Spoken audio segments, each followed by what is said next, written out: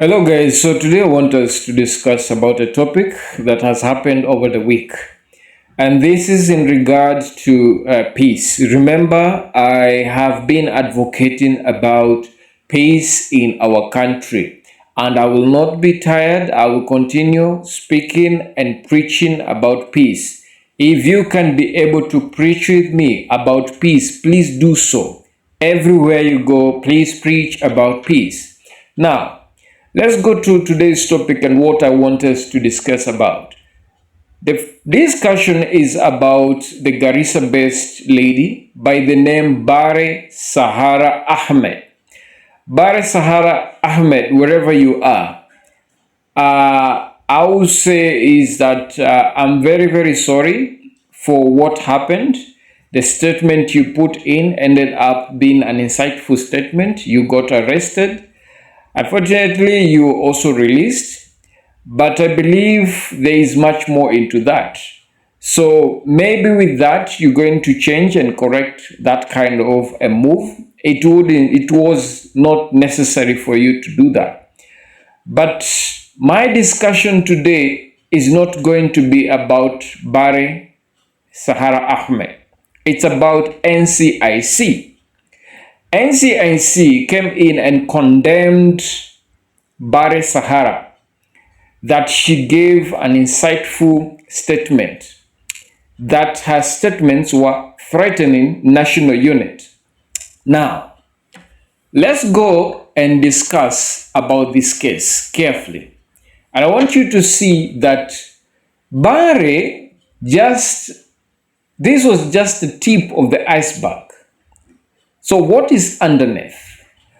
And the minute you understand what is underneath and how she ended up giving such kind of a statement, then you will understand why NCIC is there and what is the function of NCIC. So let me go into this discussion. The first one, what's underneath? The first statement is, these are stories people grow up hearing. Barry didn't just wake up with that statement. She has grown up hearing these kind of stories. So, for example, she's grown up hearing, we have been wronged. She's grown up hearing, the others are threats. We must protect what is ours. Over time, this becomes default beliefs, not something the person critically evaluates. So, that is one of the things I want you guys to understand, that there is a shared narrative in the community. In the psychology of this lady, she has grown up with this kind of stories. So it's not something that she brought up, it's something that it's already in her system. Over time, this has become a default belief. Now, the second thing is what I call collective memory. Now, the second thing, communities, especially in regions with past tension, they carry memories. Memories of what? Memories of conflict, memories of resource struggles, that is land, water, livestock, name them. Remember, she's coming from a region where these resources, they are really very scarce. And there is struggle to these resources. There is also political exclusion. So even if Bare Ahmed, she did not personally experience this, she inherits the emotional weight. The emotional weight, that collective memory, she inherits it.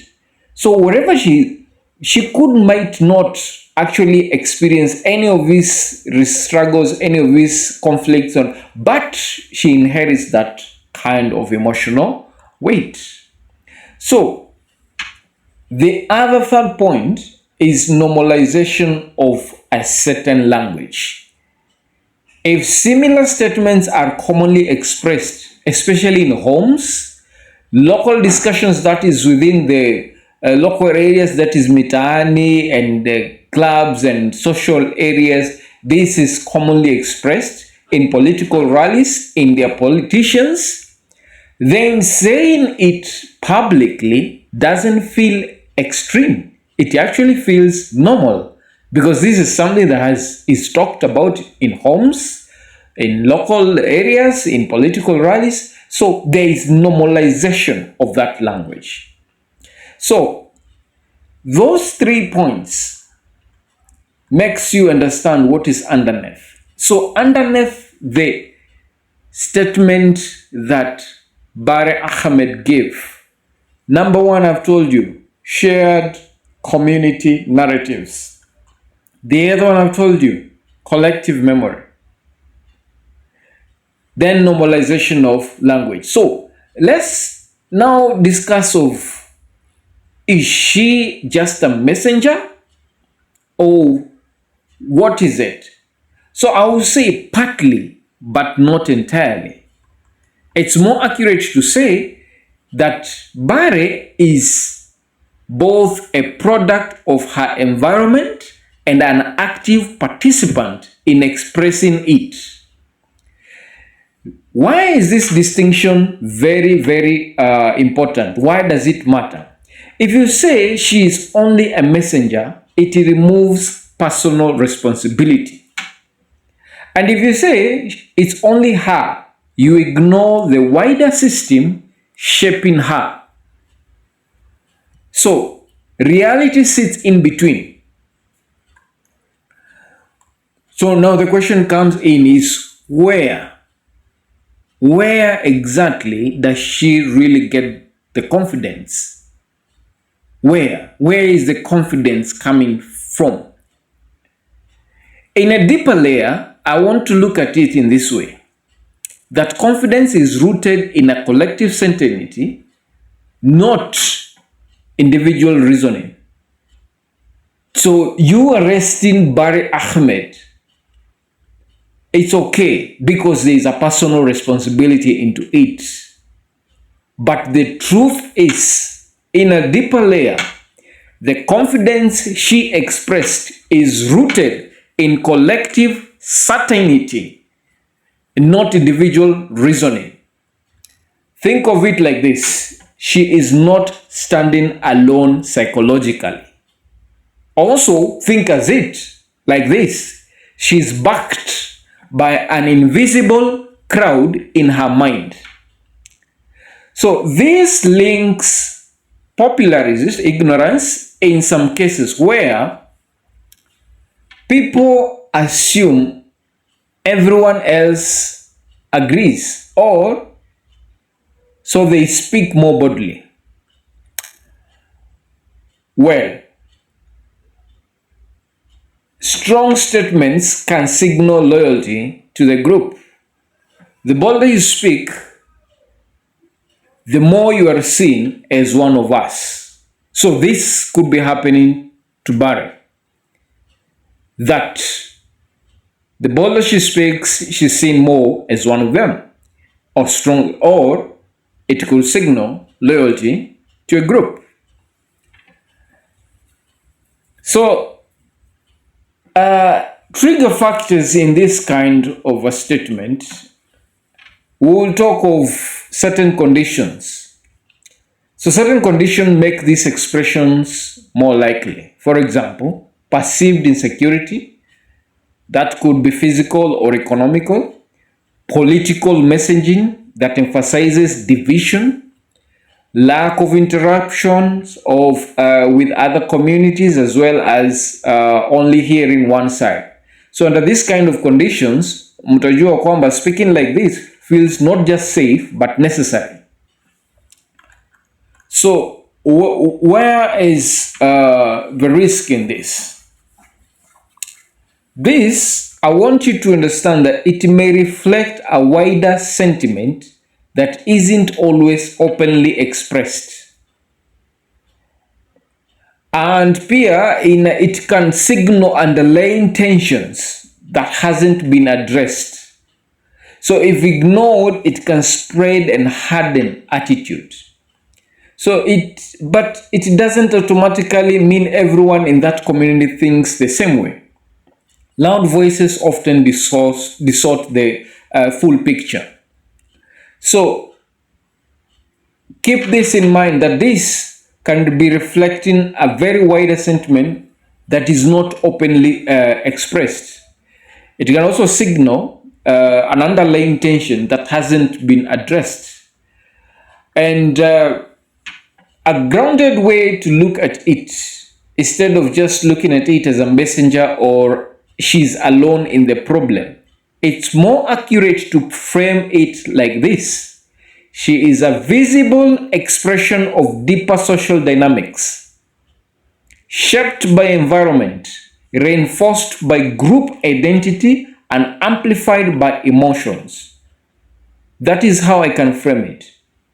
That Bare is not just expressing herself or her problem. She's not just a messenger, but she's expressing a very visible, deeper social dynamic that is shaped by the environment, reinforced by group's identity, and it is amplified by emotions. So, why this matters for leadership, especially for a peace vision, which I have been advocating, is that if you want to address this kind of issue at a society level, the solution is not silencing these individuals or blaming communities. And this is where I come from. That arresting Bar Ahmed and blaming the community is not a solution to this problem. And this is why I'm coming guns blazing on Ncic. Because the solution is in changing the narratives, increasing inter-group contact, addressing real resource concerns, and promoting shared identity that is national over ethnic. Ncic, I know you can hear me, and if you cannot hear me, somebody takes this to NCIC. That is the National Cohesion and Integration Commission. Your work is not to condemn these people. Your key functions include investigating discrimination, fostering peaceful coexistence among Kenyans, advising the government on cohesion policies, and facilitating conflict resolution. As I've said, Bare Ahmed is not just speaking as a messenger, or she's not speaking under her individual basis. She's simply expressing a visible, deeper social dynamic issue that has been shaped by the environment. And this environment, I'm talking of political division, I'm talking of resource struggles, I'm talking of injustices that have been committed, discrimination. These are things that have shaped this environment to the extent that these children are born, they have the weight of the memories, even if they didn't experience it. These children are born, they experience the struggles. They experience the issue of discrimination from resources. They experience these social divisions that is among them. So they even end up grouping themselves that we are in this one. So when I say social dynamics, this is where I say they shaped by environment, reinforced by group identity, amplified by emotions.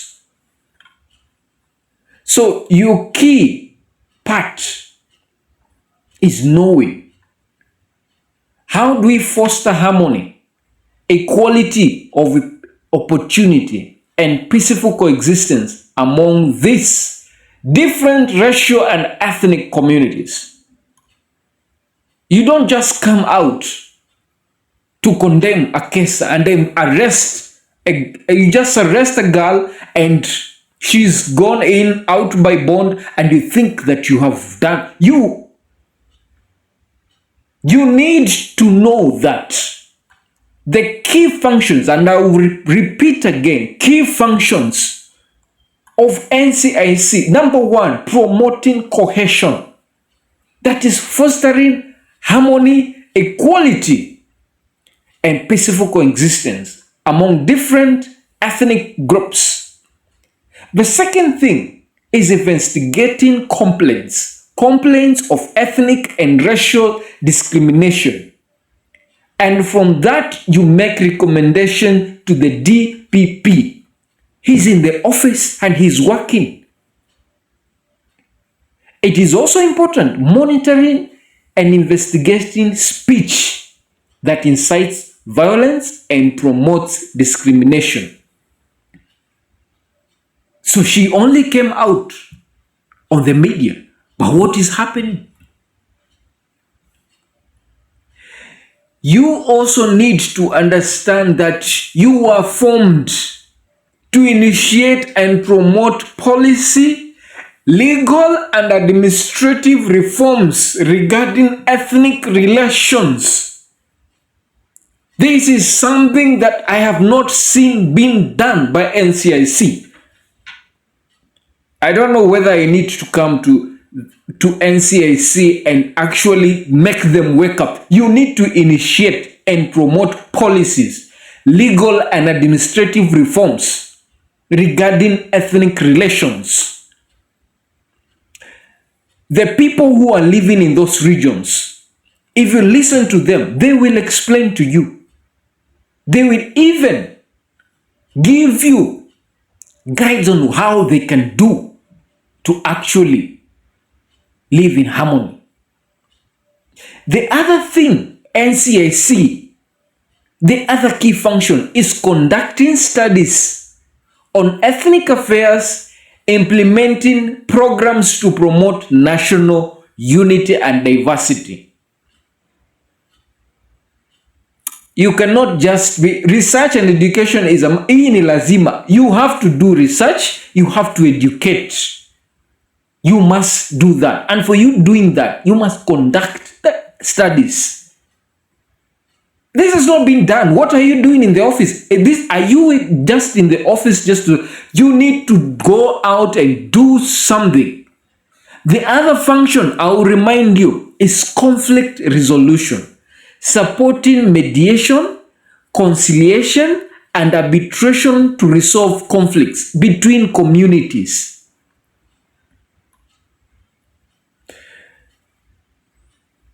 If by any means I've rubbed your shoulders wrong,